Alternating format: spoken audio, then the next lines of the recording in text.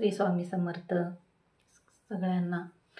तर मी आज तुम्हाला स्वामींबद्दल आलेला अनुभव तुमच्याशी शेअर करणार आहे. तर स्वामींच्या तारक मंत्राचा अनुभव मी तुमच्याशी शेअर करते. तारक मंत्रामध्ये इतकी ताकद आहे की ती तुम्हाला अनेक बिकट अडचणीतून मार्ग दाखवण्याचा तारक मंत्राच्या तीर्थामध्ये खूप मोठी ताकद आहे. तर झालं असं की स्वतःच्या घराचं स्वप्न ह्या प्रत्येक स्त्रीचं असतं, तसंच माझंही होतं. मग मला स्वतःचं घर असावं हे पहिल्यापासूनची इच्छा माझी होती.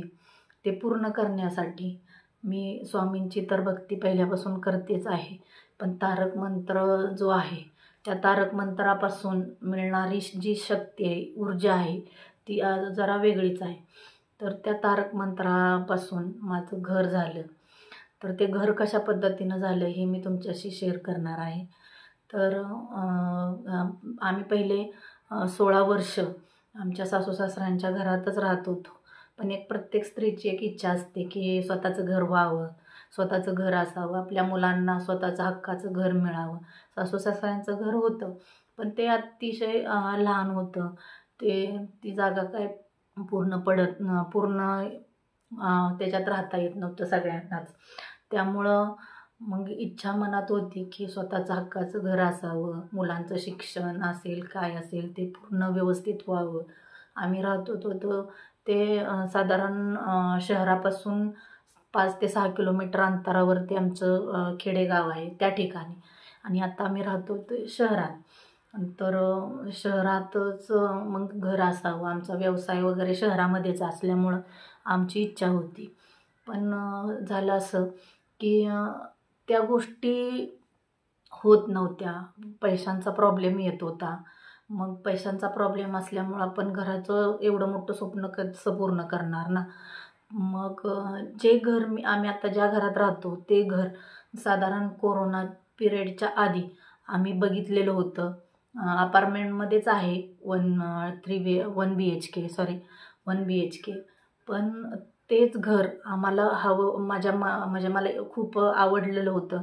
तेच घर मिळावं ही इच्छा होती. पण 1-2 वेळा ते घर बघितलं, पण नाही का पैशांचा प्रॉब्लेम असला की आपण कुठलीच गोष्ट साध्य करू शकत नाही. पण एक मनात ती इच्छा होती की ते घर मला मिळावं.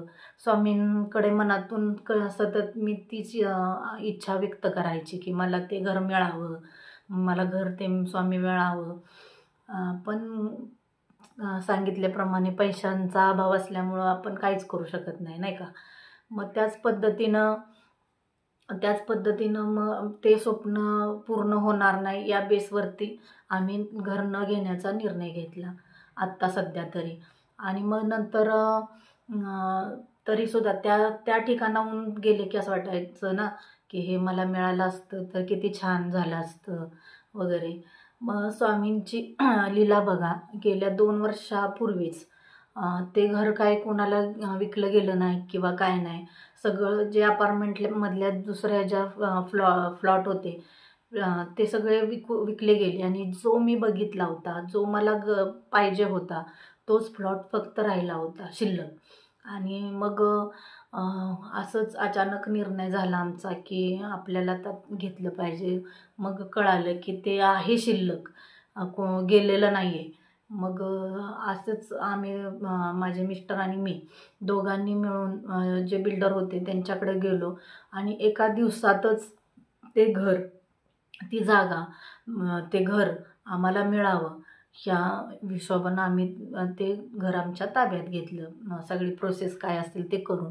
मग बघा की तारक मंत्र किंवा स्वामींची भक्ती ही इतकी प्रभावी आणि शक्तिशाली आहे ना की तुम्ही कोणताही निर्णय, चांगला निर्णय घेतला तर ती तुमच्याकडून होणार म्हणजे होणारच. म्हणजे तुम्ही कोणत्याही अडचणीत असा, ती अडचण तुमची पूर्णपणेच होऊन जाणार. फक्त तुम्ही स्वामींवरती विश्वास ठेवला पाहिजे, स्वामींची मनापासून भक्ती केली पाहिजे. जर कोणाला घराची अडचण असेल, नोकरीची अडचण असेल किंवा अनेक गोष्टींची अडचण असते, त्या गोष्टींमध्ये जर तुम्हाला सुधारणा करायची असेल तर तुम्हाला तारक मंत्राशिवाय पर्याय नाही. तारक मंत्रचा प्रभाव इतका आहे की तुमची कोणतीही अडलेली कामं किंवा स्वप्न असतील एखादं, तर ते पूर्ण करण्यासाठी मदत होतेच, जशी मला झाली.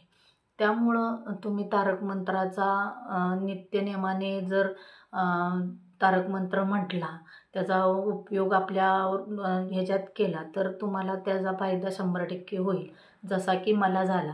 मला तारक मंत्राचा हे तर घर मिळालंच, पण त्याच्याबरोबर शेजारी दुसरा प्लॉट जो फ्लॅट आहे तो विकायचा होता. म्हणजे आमच्या घराला चिटकूनच आहे. तर ते ते तो पण साधारण पैशाची कमतरता असताना फक्त की एक इन्व्हेस्टमेंट म्हणून आम्ही तो सुद्धा खरेदी केला. पहिला प्लॉट खरेदी करून साधारण 4 महिन्याच्या अंतरानंतर दुसराही प्लॉट आम्ही तो खरेदी केला. अशा पद्धतीनं तारक मंत्राचा प्रभाव आणि इतका आहे की तो मी अनुभवला आहे आणि माझ्या आयुष्यात मी तो सतत अनुभवत असते.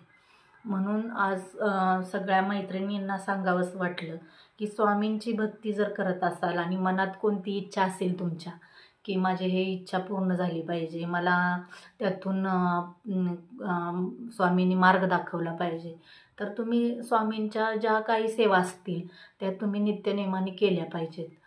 एखादी राहून जाते आपल्या कामाच्या गडबडीत किंवा नाही का, ह्या सगळ्या गोष्टी धावपळीत राहून जाते, तरी काय हरकत नाही मैत्रिणींनो. पण तुम्ही प्रयत्न तर केला पाहिजे की तुम्हाला इच्छा आहे की माझं हे झालं पाहिजे, ते झालं पाहिजे, तर त्या गोष्टीसाठी तुम्हाला स्वामींची सेवा, स्वामींचं नाव हे घेतलं पाहिजे. स्वामींचं जर नाव असेल तुमच्या मुखामध्ये तर कोणत्याच गोष्टीतून तुम्हाला टेन्शन किंवा काय गोष्टी घेण्याची गरज नाही. एवढ्यापर्यंत मी सांगते, खात्री देते की स्वामी जर आपल्या सोबत असतील तर स्वामींमुळे आपल्याला कधीच कोणत्या गोष्टीची अडचण येऊ शकत नाही. त्यामुळं तुम्ही तारक मंत्राचा प्रभावशाली उपाय करून बघा आणि त्यातून तुम्हाला होणारा फायदा नक्की सांगा. जर हा अनुभव मी तुमच्याबरोबर शेअर केला कारण मला वाटलं की माझा अनुभव तुमच्याशी शेअर करावा. जर आवडला असेल तर तुम्ही लाईक करा, शेअर करा आणि सबस्क्राईब करा. धन्यवाद. श्री स्वामी समर्थ.